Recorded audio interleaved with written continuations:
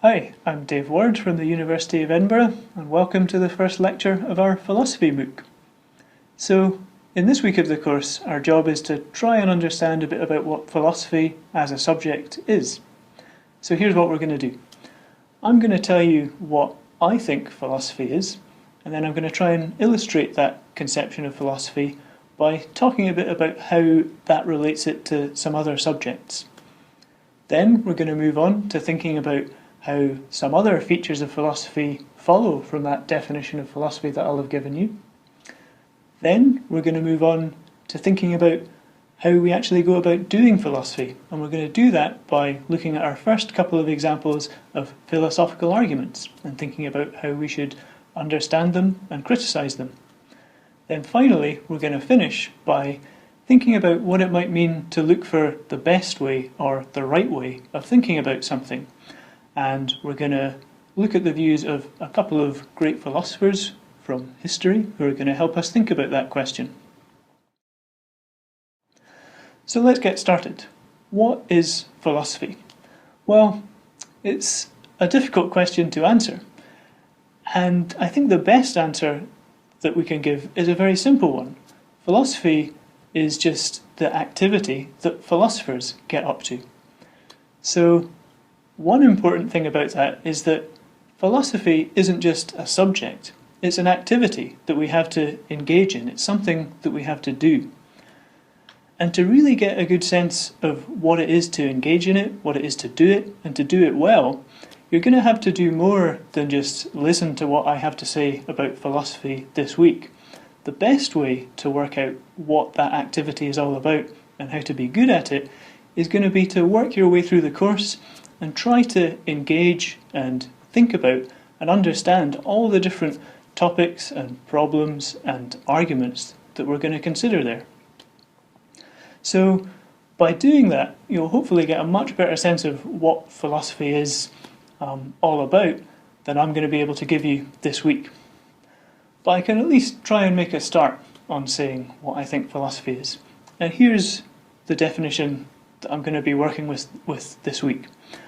I think that philosophy is the activity of working out the best way to think about things. So, what do I mean by that? Well, let's clarify it first of all by thinking about how that relates it to some other subjects. So one question that you might have immediately about that definition is, don't all subjects try and think about things in the right way? Okay, from astronomy to zoology. Everything tries to think about whatever topic or domain it's concerned with in the right way.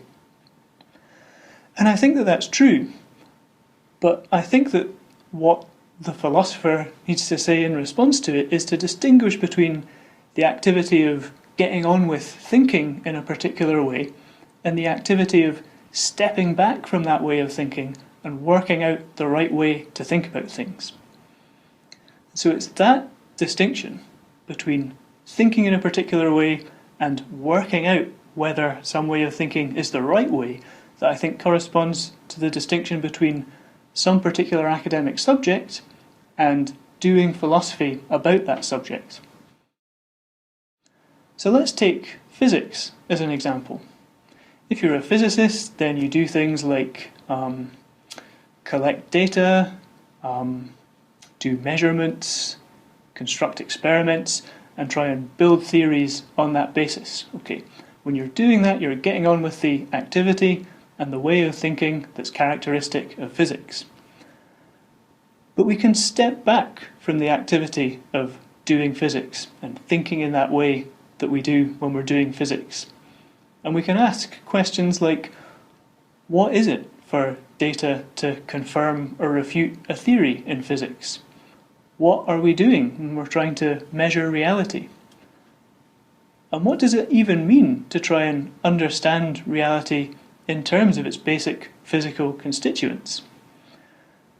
So when we step back from the actual process of doing physics in that way and start asking questions about the ways of thinking and the ways of carrying on that we're employing when we're doing physics, then we're making the transition from doing physics to doing the philosophy of physics.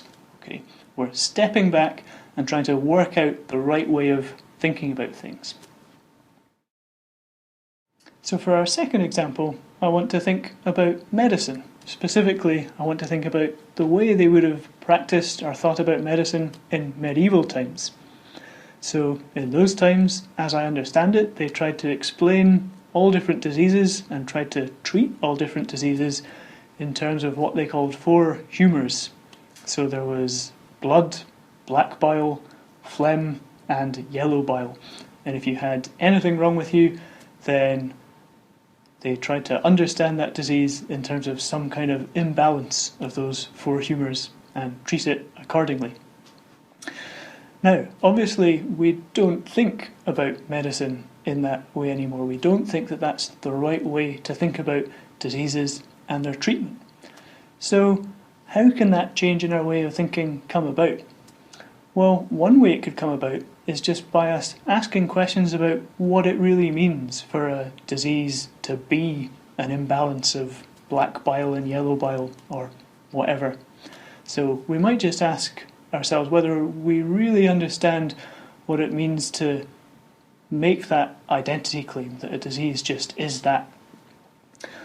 Or we might look at all the other things in the body that seem to also be important to our physical health and the treatment and curing of disease, and think that there seems to be a lot of evidence that they seem important to our health as well. So there are things other than blood and bile and phlegm that are important to being healthy.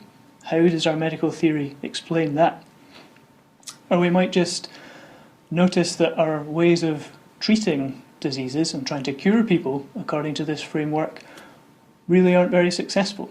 Okay, so different ways in which we might be prompted to revise our conception of what the best way of thinking about diseases and how to treat them are. So notice from the quick discussion of physics and that quick discussion of medieval medicine that it looks like there are a couple of different ways that we can be prompted to revise our way of thinking about things, revise our conception of what the best way of thinking in a particular domain is. One sort of way can be making that revision from the inside. So making that revision from just thinking about the subject. So when I was talking about philosophy of physics, I was talking about asking questions such as, what is it for data to confirm or to refute a theory? And those are questions that can change the way that we think about physics just from the armchair, if you will, okay, just by thinking about them. In the case of medicine, I suggested that one way that we might be prompted to revise our medical framework was by thinking about whether or not we really understand what it means for a disease to be an imbalance of different humours. So again, that would be what we might call a challenge to our way of thinking from the inside. Right? We don't have to go out and be confronted by the world to change the way that we're thinking about things in those cases. But another way that we might be prompted to change the way that we're thinking about things is from the outside. So this is probably particularly clear with the example of medieval medicine. So presumably one of the reasons why we don't subscribe to that way of thinking about diseases and their treatment anymore is because we just noticed that it wasn't very successful. Okay, when we try and understand diseases and treat diseases by thinking about them and acting towards them in that way, just a lot of people seem to die and we don't seem to do very well. We might think that we can think about similar examples in physics. So perhaps the sorts of discoveries that were made in quantum mechanics at the start of the 20th century might give us examples here.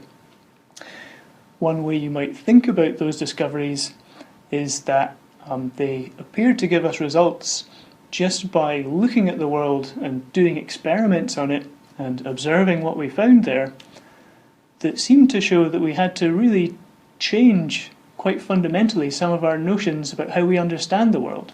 So you might think that some of the results from quantum mechanics put pressure on basic intuitions that we have about what it is for one thing to be able to cause another.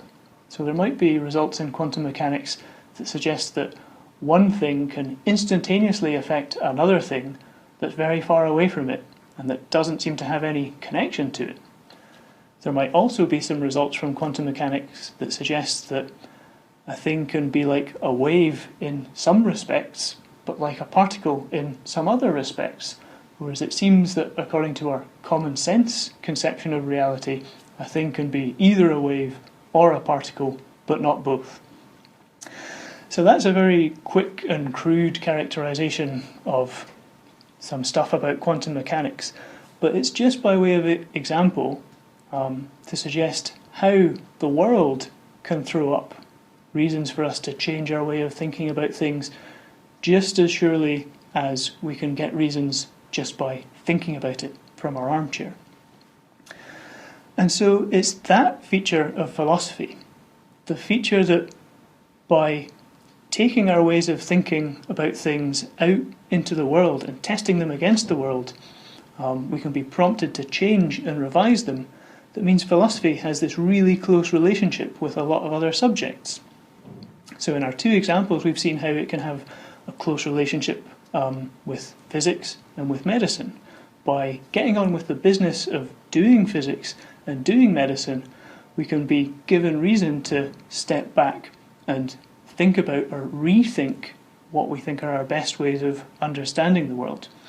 And this goes for a whole lot of other subjects as well. So for example, in a future week of the course, we're going to be thinking about some issues in the philosophy of mind, and we're going to see how developments in artificial intelligence and computer science led to people stepping back and trying to think about new ways to think about what it actually is to have a mind. So in this section, I've suggested that philosophy is the activity of stepping back and working out the right way of thinking about things. And I started off by saying that philosophy, in an important sense, was an activity, not just a subject. So far I've tried to say a little bit about what that activity is and illustrated it with a couple of examples.